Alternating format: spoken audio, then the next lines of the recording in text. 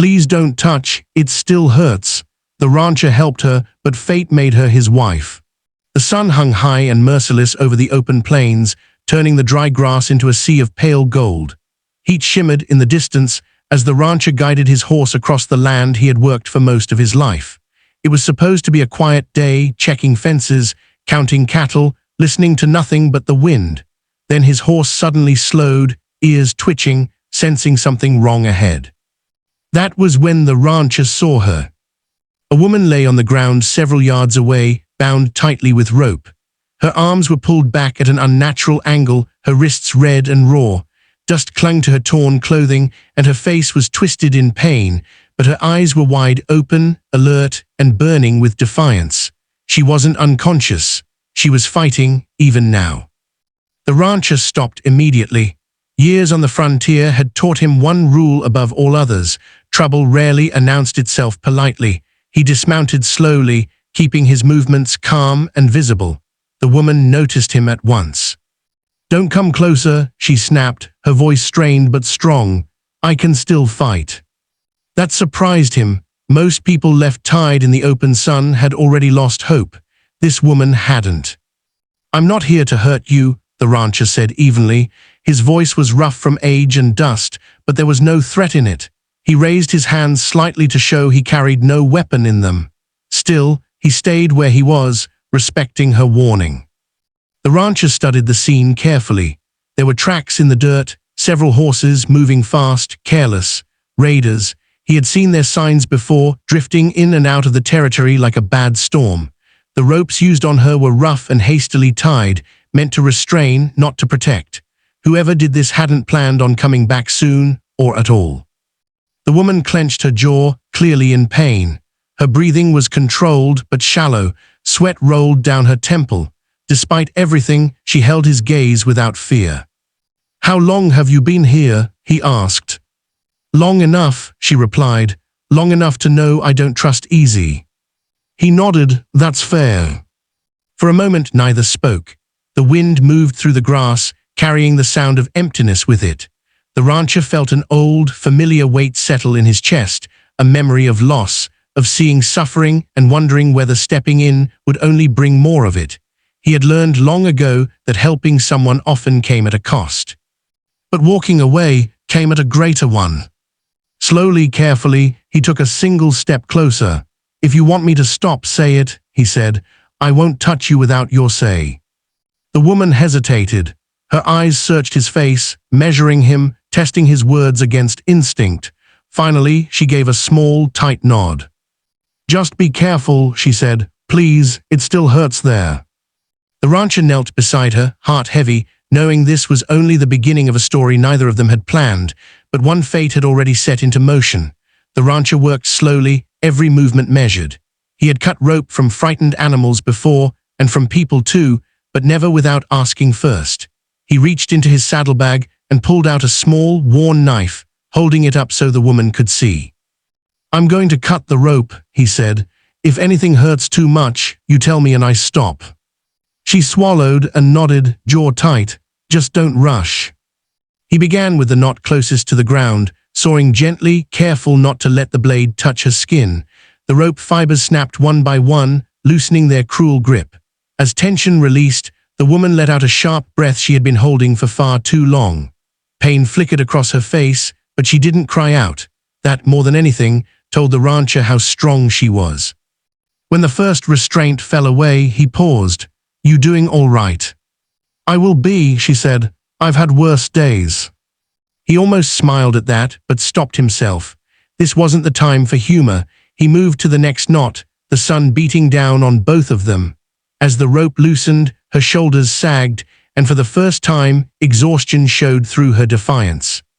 Once she was free, the rancher stepped back and gave her space. She tried to move, but her legs trembled and refused to cooperate. Instinctively, he reached forward, then stopped himself. "May I?" he asked. She hesitated, only a second. "Yeah." He helped her sit up, steady but gentle, letting her lean against the fence post for support. Her hands shook as she brushed dirt from her sleeves. Up close, he could see the bruises forming, the dried blood on her knuckles. She had fought hard, harder than most would have. "Name's Eli," the rancher said after a moment. "This land's mine for about 20 miles in every direction." She looked up at him, studying his face again, this time with less suspicion and more curiosity. "Mara," she said, "and I didn't plan on ending up on your land like this." "No one ever does," Eli replied. Silence settled between them, not uncomfortable, just heavy. Mara's gaze drifted toward the horizon, where the plains stretched endlessly. "They came at dawn," she said quietly. "Said they were just passing through. I should have known better." Eli's jaw tightened. "Raiders." She nodded, "Took what they wanted, left me like this." Eli stood, scanning the distance. He didn't see dust, but that didn't mean they were gone for good. "We can't stay here," he said. "Not safe." Mara frowned. "I can't ride." "You don't have to," he said. "I've got a wagon at the ranch. Food, water, shade, you can rest there." "And if I say no?" she asked. Eli met her eyes. "Then I'll leave you water and ride for help, but I'd rather not leave you alone out here." She considered this, then sighed. "Guess trusting you beats trusting the sun." Carefully, he helped her to her feet. She leaned heavily on him now, pride giving way to necessity. As they started toward his horse, neither of them noticed the faint trail of fresh tracks forming in the distance, evidence that the trouble Mara feared might not be finished with them yet. Eli helped Mara onto the wagon with careful hands, padding the wooden bench with a folded blanket. The wheels creaked as the horse started forward, the ranch rising from the dust like a low, weathered promise. Mara watched the land pass by in silence, every jolt reminding her of what her body had endured. "You can lie down if you need," Eli said, keeping his eyes on the trail. "Later," she replied, "if I stop sitting upright, I might not get back up." He nodded, understanding more than she expected him to. The ranch came into clearer view, a small house, a barn leaning a little to the west, fences repaired so many times they looked like patchwork. It wasn't much, but it was solid, honest. Inside the house, Eli lit the stove and set water to boil. He handed Mara a tin cup. "Drink slow." The warmth seemed to unlock something in her. Her hands stopped shaking, just a little. She sat at the table while he fetched a medical kit from a cupboard. The supplies were simple: bandages, salve, clean cloth, but his movements were practiced. "I'm no doctor," he said, almost apologetically, "but I know how to clean wounds." "Today, that makes you an expert," Mara said. As he tended to her bruises, the silence broke again. "You didn't ask why they tied me like that," she said quietly. Eli paused. "Didn't feel like my question to ask. You tell me if you want." She watched the steam curl from the cup. "They thought I knew where the silver was hidden. Truth is, my people buried it years ago and took the secret with them." Eli's expression hardened, not at her, but at the idea. Men chasing ghosts tend to leave bodies behind. "Exactly." A knock on the door cut the air sharp. Eli froze, then moved calmly to the window. Dust rose in the distance. "Riders, 3, maybe 4. "They found you," he said under his breath. Mara's spine stiffened. "I didn't lead them here, I swear." "I know," Eli said, "but that doesn't change what comes next." He helped her to her feet and guided her toward the back room. "There's a cellar door under the rug. You stay there. Don't come out unless I call your name." "And you?" she asked. "I'll buy us time." Her hand caught his sleeve. "You don't owe me that." Eli met her gaze, steady and resolute. "I owe myself. This land's been taken from before. I won't let it happen again." Reluctantly, she slipped into the cellar, darkness swallowing her fear. Above, boots hit the porch, voices rough, impatient. Eli opened the door. "Can I help you?" "We're looking for a woman," one of them said. "Passed through here." Eli shrugged. "Lots of folks pass through, none stay." A lie delivered smooth as dust on leather. From the cellar, Mara listened as tension thickened.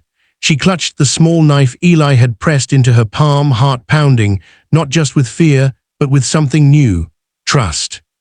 Whatever happened next, she knew one thing for certain: this rancher wasn't just a man who cut ropes. He was a man willing to stand between danger and someone who needed him. And that changed everything. The men didn't wait for an invitation. Boots thudded onto the porch, and one of them leaned past Eli, eyes already scanning the room. He smelled of dust and whiskey, his hand resting too comfortably near the grip of his gun. "We heard she was hurt," the man said. "Badly. A woman like that doesn't get far." Eli stayed in the doorway, blocking their view.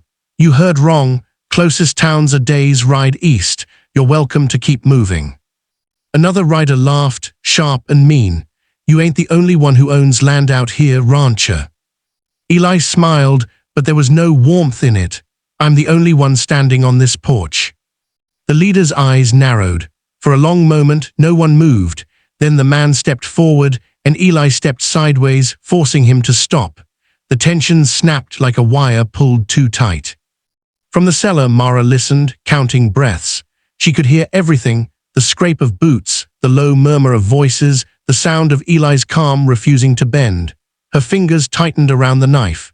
She hated hiding, hated leaving someone else to take the risk for her, but she knew why he'd sent her down here. If she was seen, there would be no talking left. "Search the barn," the leader finally said. "If she's here, we'll find her." Two men headed outside. One stayed on the porch, watching Eli with a crooked smile. "You're awfully confident for a man alone." Eli glanced toward the barn, calculating. "Alone's a matter of timing." The man laughed again, but it came out uncertain. "You threatenin' me?" "No," Eli said softly. "I'm warnin' you." A crash sounded from the barn, something knocked over, followed by a curse. The man on the porch turned his head just long enough. Eli moved. He didn't reach for a gun. He reached for the doorframe, slamming it into the man's shoulder and sending him stumbling back into the dust. Eli stepped forward, voice rising now, sharp and commanding. "That's enough. You've had your look. You found nothing. You leave." The leader came around the corner of the house, hand on his weapon. "What's going on?" "Your friend tripped," Eli said evenly, "on his way off my land." For a heartbeat, it looked like the leader might draw. From the cellar, Mara felt the moment stretch, felt the fragile line between words and bloodshed. She shifted her weight, ready, if Eli called her name, if the door opened, if everything went wrong. Then unexpectedly, one of the men from the barn shook his head. "Nothing here," he said, "just hay and a bad smell." The leader spat into the dirt. He looked at Eli one last time, measuring him, then made a decision he didn't like. "We'll be back," he said. Eli met his stare without blinking. "Don't." The riders mounted up, dust rising as they turned away. The sound of hooves faded slowly, painfully slow, until there was nothing but wind and the creak of the fence. Eli waited a full minute before closing the door. Only then did he move the rug and knock twice on the cellar door. "Mara," he called, "it's clear for now." She emerged into the light, legs shaking, breath unsteady. When she looked at him, something in her eyes had changed. Not fear, not gratitude alone, but recognition. "You could have died," she said. "So could you," Eli replied. "Difference is, I chose where to stand." Outside, the land looked the same as before, quiet, open, deceptively peaceful, but both of them knew the truth now. This wasn't over. It was only the beginning. The house felt smaller after the men rode away, as if danger had pressed its weight into the walls and refused to leave. Eli poured water into a basin and washed the dust from his hands, the motion steady, practiced. Mara sat at the table, shoulders slumped now that the tension had broken. When fear loosened its grip, pain rushed in to take its place. "You should rest," Eli said. "Even standing up, there took more out of you than you think." Mara nodded, but didn't lie down.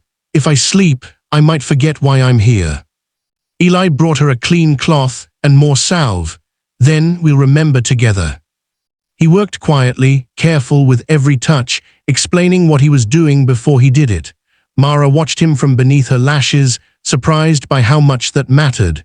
Respect had a sound to it, she realized. It sounded like someone asking first. "They'll come back," she said after a while. "I know," Eli replied, "but not tonight."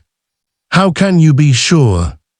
Men like that don't like daylight when they're unsure, he said. They'll regroup, talk themselves into courage. Mara exhaled slowly. They're after more than silver, they're after control. My husband tried to stop them. Eli looked up, tried. Her throat tightened. They took him, said if I talked, he'd live. If I didn't, they'd make an example of me. Eli's jaw set. Where would they take him? There's an old river cut north of here, she said. Dry most of the year. They use it like a road. Eli stood and paced once, then stopped. We won't rush in blind. Mara's eyes flashed. I won't wait. I didn't say wait, he said gently. I said plan. They sat together, sketching the land in dust on the table, fence lines, gullies, stands of cottonwood. Eli knew the country like a second skin. Mara knew the men. Between them, the picture sharpened. When the plan was set, night had settled fully. Crickets sang. The world pretended to be normal again. You don't have to do this, Mara said quietly. You've already done more than most would. Eli met her gaze. If I stop now, it's not courage, it's convenience. She nodded, understanding. Thank you, she said, not as a plea but as a fact. They prepared in silence, water skins, a lantern shuttered tight, a rifle cleaned and loaded. Before they left, Eli paused at the doorway and handed Mara a jacket. For the cold, he said. She took it, fingers brushing his. For the night, she corrected. They rode out beneath a scatter of stars, the ranch shrinking behind them. Ahead lay the river cut, the men, and the truth of what courage would cost. Neither spoke as the horses' hooves found the path. Words weren't needed anymore. They were committed now, together. The river cut lay quiet under the moonlight, a pale scar across the land.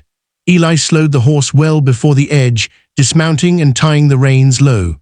Mara followed, moving stiffly but with purpose. The air smelled of damp earth and cold ash, signs of a recent fire. They'll post a lookout, Eli whispered. They always do. Mara nodded, pointing toward a cluster of rocks. There, he won't expect anyone to come from the north. They moved like shadows, keeping low, using the land the way it was meant to be used. A single man stood near the fire, back turned, warming his hands. Beyond him, shapes stirred, bedrolls, saddles, the faint clink of metal. And farther still, near a cottonwood stump, a figure sat bound. Mara's breath caught. That's him. Eli raised a hand. Wait. He picked up a small stone and tossed it into the brush to the east. The sound carried just enough. The lookout turned, muttering, and stepped away from the fire to check. That was the opening. Eli moved first, quick and quiet, closing the distance. He didn't draw his gun. He didn't need to. A firm grip, a whispered command, and the man went down without a sound. Eli eased him to the ground and waved Mara forward. She reached her husband in seconds, cutting the ropes with hands that trembled despite her resolve. The man sagged, then straightened as the blood returned to his arms. Mara, he breathed, disbelief breaking through the pain. Quiet, she said, holding his face. We're getting you out. A shout broke the night. Hey! Too late for quiet now. Eli stepped into the firelight, rifle raised. Back away, he called, all of you. Two men reached for weapons. Eli fired once into the dirt, close enough to make the point. I said back away. Mara helped her husband stand, bracing him. The third man hesitated, eyes darting between the rifle and the dark beyond the fire. Courage drained fast when certainty vanished. You don't want this, Eli said evenly. Walk away. For a moment, it looked like the leader might push it. Then he saw the resolve in Eli's stance, the way the land itself seemed to side with him. He spat into the fire and stepped back. This isn't finished, he said. Eli didn't answer. He didn't need to. They retreated without another word, melting into the night. Eli kept the rifle trained until the sounds were gone, then lowered it slowly. The fire crackled, harmless again. Mara and her husband leaned into each other, relief shaking them both. You came, he said to Eli, voice rough. He didn't come, Mara corrected gently. He stood. They left the camp as the first hint of dawn touched the sky. The ride back was slow, careful, but lighter somehow. When the ranch finally came into view, the land opened before them, wide and honest. At the gate they stopped. Mara's husband squeezed her hand. "We'll head east," he said, "to our people." Eli nodded. "You'll be safer." Mara met Eli's eyes, gratitude and resolve mingling there. "You gave us more than help," she said. "You gave us time." Eli tipped his hat. "Use it well."